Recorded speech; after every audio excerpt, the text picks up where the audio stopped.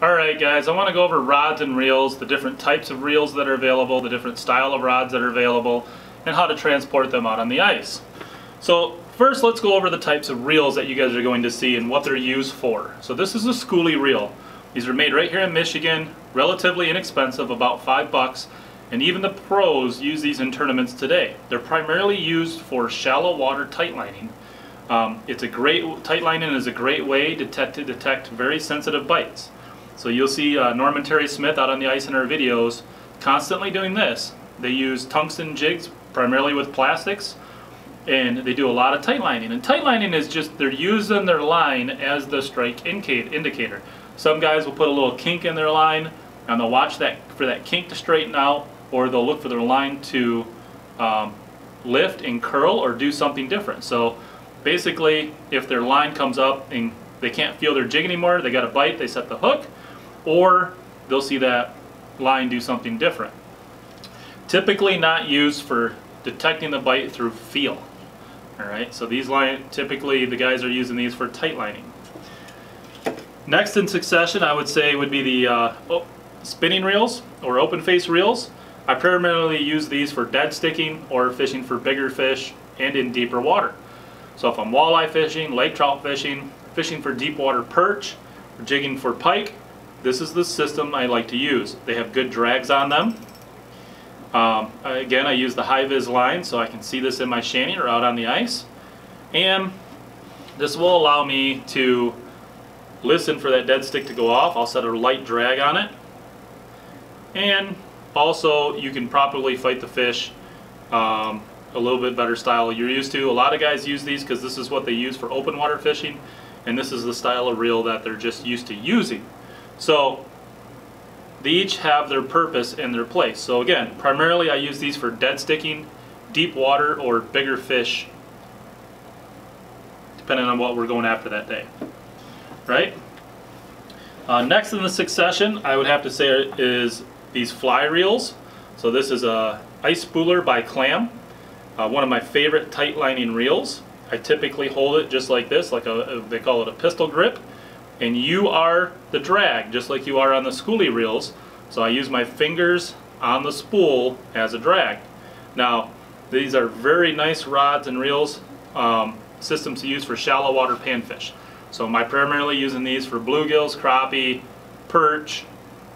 I've even used them for walleye fishing, but that's their primary use. Now, they do have a hybrid system that looks something a little bit like this.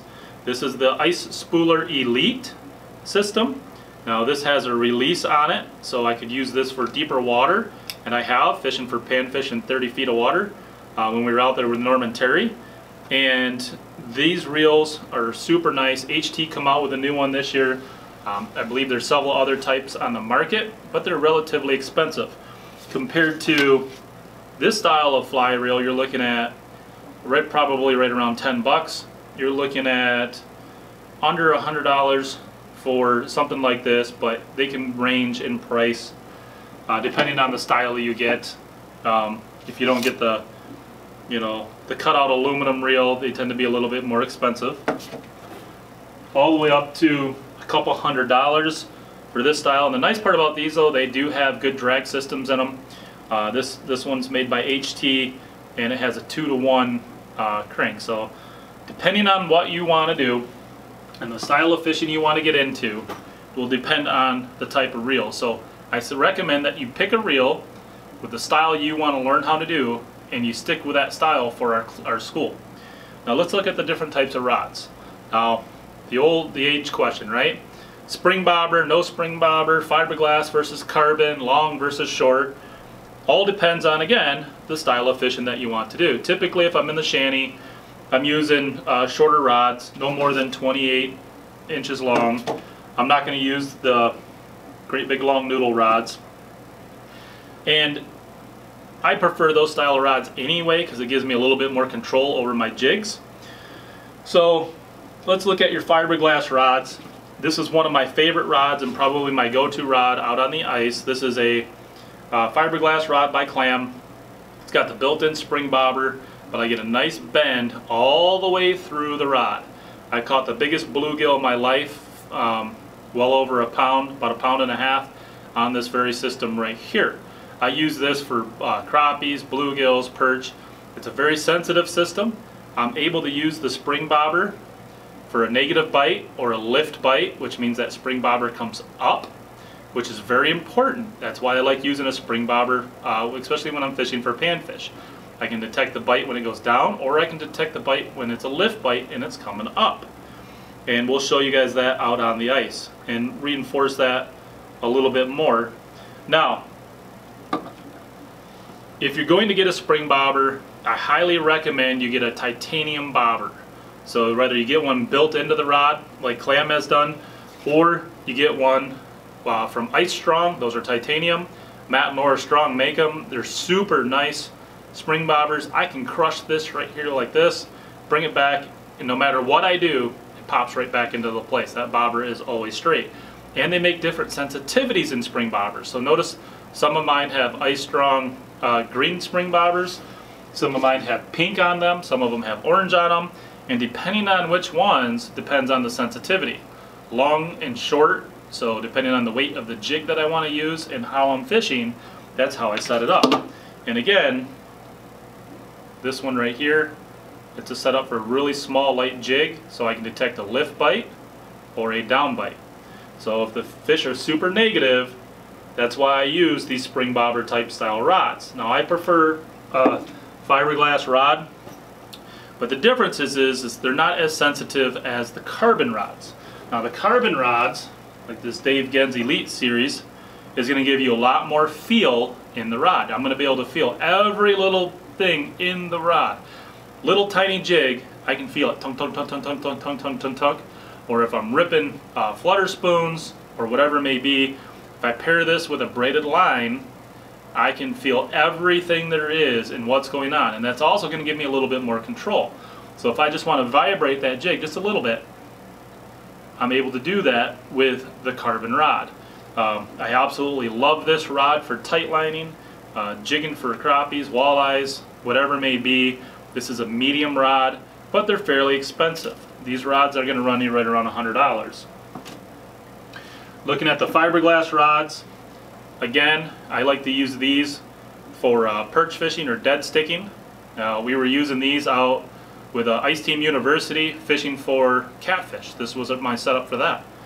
So these will catch big fish, but they had a very sensitive bite. The catfish would just move that tip just a little bit. That's all you would get. And these noodle rods are great for that. If I'm not fishing with a spring bobber, I really like these Dave Genz meat sticks. This is a 28-inch meat stick set up with a Spooler Elite reel. And that tip, this is a fiberglass rod with a shaved fiberglass tip. Now the tip is my strike indicator, so I can see that tip move just a little bit. I'm setting the hook, but I can also use this for tight lining or use it for plastics. I have a little bit better control over my jig when I'm doing that, but it's going to give you a slightly different presentation. So if you get a real long noodle rod and I'm doing this, you end up doing this, especially with heavier jigs, but you're not really moving that jig as much, right? So if your goal is to move that jig and to do that, you're going to want a little bit stiffer rod or even go to a carbon rod. Now again, here's one of my dead sticking rods right here. Fiberglass rod, real sensitive spring bobber. This one's actually set up for fishing up on Gogebic for big perch, and real sensitive system. But the perch are able to pull that rod down, or even the walleyes, and they're going to be able to go pull that without feeling anything into the rod. That tells me that I got a fish on, go set the hook. So each one of these depends on the style of fishing I'm doing. Now, if you plan on fishing in a shanty, you're going to want a little bit shorter rod. Where the long rods come in, and John Z covers long rods, so I'm not going to go into that too much, but you're able to cover a lot of water, and especially when you're jigging, you can stand up with them. Or if you're jigging flutter spoons for lake trout or anything like that, you're able to pull up, and you're going to get a lot more cover in that water column and not wear yourself out all day. Where if I had to do the same thing with a shorter rod, I'm doing this. And I'm going to wear myself out fishing that whole water column, where with this, I can do the same thing with a lot less movement. So if I'm fishing deeper water, walleyes, lake trout, longer rods, all have their purpose. So I carry these rods out onto the ice with me whenever I'm heading out, and each one has a very specific purpose. So if you have to pick one for our school and what we're focusing on, so if we're going to go out on lake, if you're fishing in the school in Lake Mitchell and Cadillac, I highly recommend the clam spring bobber setup with the ice spooler, or the HT with the HT fly reel. Each one is going to run you right in that $30 range. So these are both wonderful setups and systems. This one's more set up for tight lining. This one's more set up for a strike indicator system. Both are great systems, and you're able to use them in our schools. Now if you're going to fish for perch and walleyes, or target even Cisco's with us out on Houghton, or even if we go out to Portage, you may want to think about getting a little bit longer rod and something like one of these noodle rods, these meat sticks. Now these are great perch rods, or a fiberglass rod like this one. A little bit longer of a rod. Set it up so that you're able to jig with it, but you can see that tip is real sensitive. It's a real soft tip for that bite. Other than that, if you guys have any other questions on what types of rods to purchase or buy, please let me know, and we'll be able to answer those questions during the live session. I'll touch on these again. If you guys are going to purchase storage for your rods, you don't need to go buy a real expensive rod locker. I use gun cases. This is just a short AR case. It fits all of my panfish bluegill rods, and I'm able to fit 2 of these in my ice shanty, or take them out onto the ice in my jet sled. They're very effective. It prevents me from breaking all these noodle rod tips, which I do often, especially fishing with kids. They reel it all the way up and it snaps the tip on them. So if you don't end up on breaking your rods like I do, get yourself some sort of transportation system for them instead of just throwing them into the bucket. So protect your investment. Again, if you guys have any questions, please let me know and we'll get those answered. Alright guys, I want to go over the 2 different ways that you can come rigged for the class. Now, depending on if you're fishing in the advanced class or the regular class, and what you want to fish for depends on how I want you to rig. Now, if you're going to fish for panfish and you want to use a spring bobber system or even a noodle rod like this Jason Mitchell meat stick, this is my preferred way to rig. Now this is how I like to rig. I have a braided line. This is 6-pound test braided line, so I can use this for walleye fishing, I can use it for bluegill fishing, or I can use it for crappie fishing.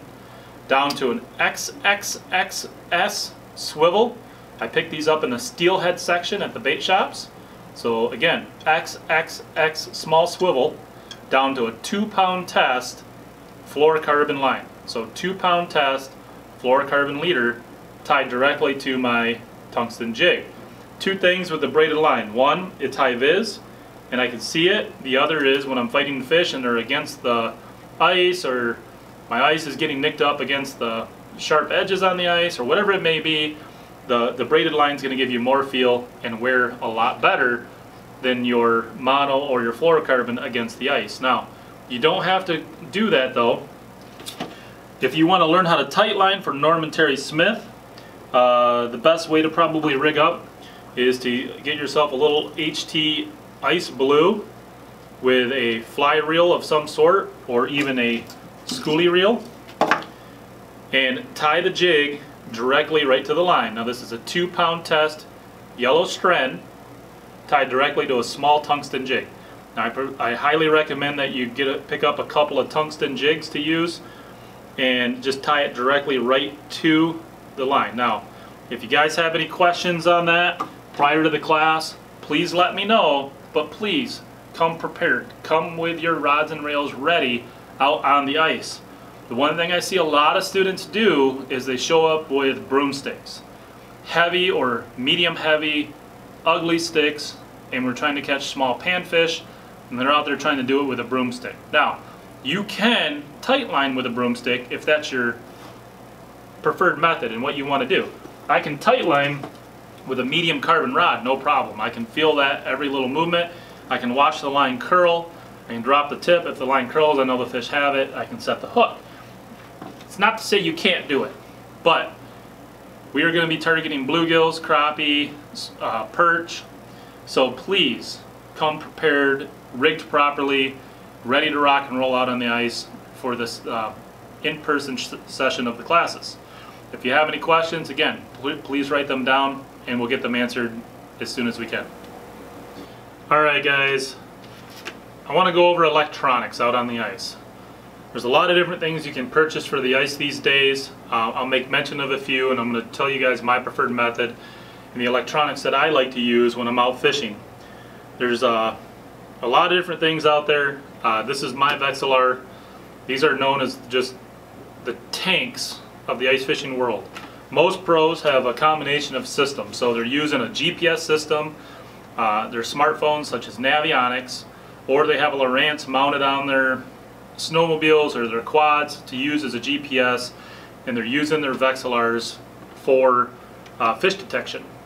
The other system that's out these days is Panoptics. Now, it's very, very expensive, and there's a reason I don't own one for that reason.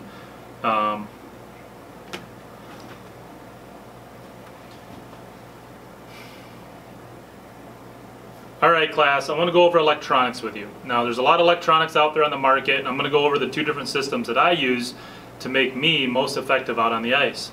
Now, there's a lot of expensive electronics out there.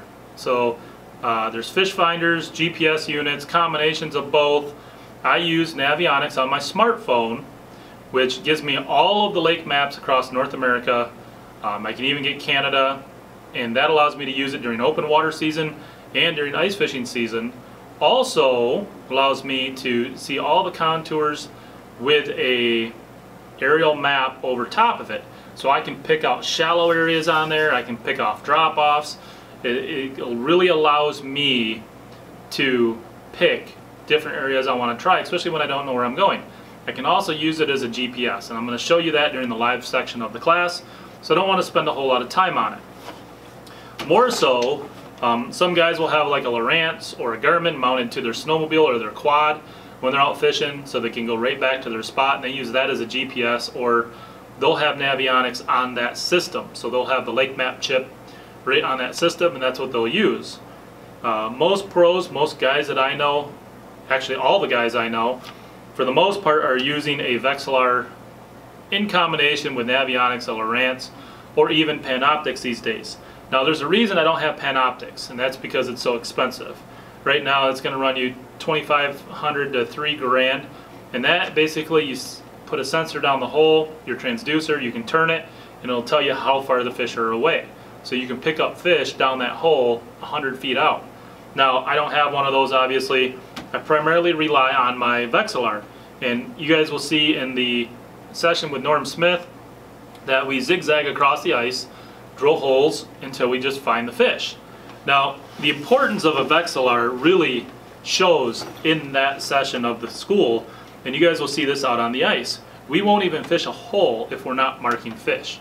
Now, and if there's one thing that I can say that you can purchase if it's your ice suit, the second thing would be a flasher. Now, this Vexilar will give me 1/4 inch separation. It has bottom zoom on it. It's going to do everything I need it to do and then some out on the ice. There's a lot of good sessions on Vexilar's website on how to use the different models. If I had to recommend 2 different models, it would depend on the style of fishing that you're doing. Now the first one, if you're starting out in ice fishing and you're just going to fish primarily shallow water, you could use it for walleye fishing in deeper water, lake trout, or even perch. Deep water perch is the FLX 12. That's going to get you started. If you're pretty serious about fishing, you know you're going to use it a lot, I would highly recommend going to the 20 or the 28, or even the 30. The difference is mostly the split screen. So you're going to get the bottom zoom.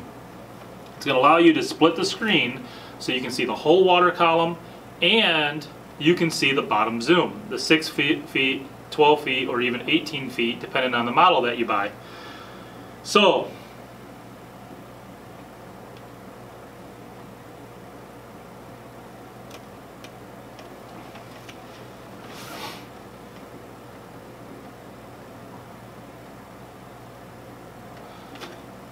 I want to talk electronics with you guys. Now, if the ice suit is the first thing that I would purchase. The second thing would be a flasher. Now I prefer Vexilar. These are the tanks of the ice fishing world. Very few of them ever get returned, and they hold their value quite a bit. There's a saying that we have amongst the pros: if we leave home without our Vexilar and we end up 3-4 hours away, it's rather we're not going to fish at all, or we're going to go to the local bait shop, buy a Vexilar, use it that day, and we can resell it for almost the same value you purchased it for right after that. Or then that way you have a backup. I have 4 of these myself, but I also have 4 kids that like to fish. But that's how important they are. This allows us to find the fish quicker and see fish that are not right on bottom. So typically in the day before you had a Vexilar or a flasher, you drop it down to bottom, you jig bottom, and you jig up the water column, jig down the water column. You may see fish, you may not catch fish, or you may go over fish that you didn't even know were there. This allows us to see suspended fish instantly. We know there's fish there, and you'll see that in the session with Norm. You'll see that we zigzagged across the ice, drilling holes, looking for fish. We picked the basin, we kind of knew they were in. We've seen a lot of tracks there, people had been fishing there, so we zigzagged across there until we found some suspended fish. Now, there's a lot of different units out there on the market, and they can be very expensive, such as Panoptics. That's a transducer that goes down in, and you can turn it 360 degrees, and it'll tell you if the fish are like 100 feet that way or that way or that way. And then you just go another 100 feet, do it again until you find the fish. Now those systems are very, very expensive. You're looking at the $2,500 to $3,000 range. Now a lot of guys use Vexilar in combination with a Lowrance or a Garmin. So they take their Lowrance or their Garmin off their boat, they mount it onto their snowmobile or a quad, and they'll use the lake map chips there. I prefer Navionics. I have it right on my phone, and we'll look at that at the live session of the class on Thursday night prior, and we'll go over that. So I will show you guys some videos that we took out fishing with Norm, and I'm going to show you guys this again out on the ice. So we're going to spend some time, and I'll show you the different modes that I use with this particular system and why it's important. But mostly it gives me the bottom zoom, the depth, and I can find suspended fish. So if you're going to purchase things, especially for our advanced class, you're going to need a flasher. And I'll say that again, for our advanced class, you're going to need a flasher. I highly recommend the FLX 12 or the 20. If you're going to do a lot of fishing and you know you're going to use it a lot, the 28 and 30 are great models. They'll give you the digital readout right there on the screen. But the 12 is going to be more of a panfish unit. It's not to say you can't fish walleye or deep water perch with it, but the 20 gets you that bottom zoom. So you can get the 6 and the 12 bottom zoom, and you even get an 18 in the FLX 30. So that way I can see that 1/4 inch separation. So when we're out there fishing deep water perch or ciscos or lake trout, I'm going to be able to get right down on the bottom and see what's going on, what my jig is doing, what those fish are doing. These units are so good, I can tell you if that fish is going to bite. You'll see your mark start vibrating. That's his fins. He's getting excited. I know that fish is going to bite. And you see that a lot crappie fishing. They'll all of a sudden come into the screen. You'll jig a little bit. You start coming up. He'll get excited. He'll start chasing it up. And he'll come flying up. Boom, grab it. There's nothing more fun. And you can watch it right there on your screen. So a lot of guys, in combination with their noodle rods, their carbon rods, and that's why they use a little bit stiffer rod, they can watch the fish come in. They see it. They start jigging. And then they start watching their line. So tight lining, you almost have to get rid of the Vexilar completely and not watch this at all, and you start watching your line. This tells you that the fish are there. This helps cut your time in half finding the fish. So if you got the money and you want to purchase something for the class and you already have your clothing, I would highly recommend you go out and you pick up a flasher unit for the school. Now, I know how to use the Vexilars very well. I have not used the other brands that are out there on the market, but I can show you everything on a Vexilar, all the different modes and the models, everything from night mode to weed mode and the different interference settings. We can go through those in the school in the class. So if you have one, make sure it's charged. the night before, make sure you bring it with you. And if you have any questions on electronics, please let me know. Another purchase you can make, it runs right around, I want to say $10 a year, is Navionics. And I think they recently upped their prices a little bit, but it's well worth it. So you guys can save your waypoints right there on a GPS system on your phone. You can also download the maps onto your phone so that when you don't have a cell phone signal, they'll work. So that is something that I use in combination with my Vexilar. I already have marks in areas out on the ice that I can go to and start looking for fish. Just because they were there last year doesn't mean they're going to be there this year. So I use my Navionics system right on my phone or a handheld GPS in combination with my Vexilar. So if you guys have any questions about that, if you'd like to use Navionics out on the ice for the school, I highly recommend you download it prior to the class, set up an account. The advanced school, it's going to be a major part of the class. Sunday, you are going to pick areas to fish. We're going to go there, we're going to set up on those areas, and that's where we're going to fish. So it's going to be all on you students to pick a spot using Navionics and try it out. Whether we catch fish or we don't, that's okay. That's what the learning process is to figure out areas that you think that are going to hold fish, and using all the electronics and the stuff that we taught you in the class. So for the normal school, it's optional. If you want to bring a flasher, please bring a flasher. If you want to pre-download Navionics and go through it out on the ice, we can do that. I'm going to touch on it in the live session on Thursday night. But if you guys are fishing in the advanced class, a flasher of some sort and Navionics will be required. If you have a Lowrance or a Garmin on your quad or your snowmobile, you can transfer from your boat to that. That is perfectly okay, and it has a lake map chip in it. That'll work too. Or Onyx Maps. Onyx Maps, you're able to download the lake charts on that too. So any of those systems will work, but please come prepared to the class.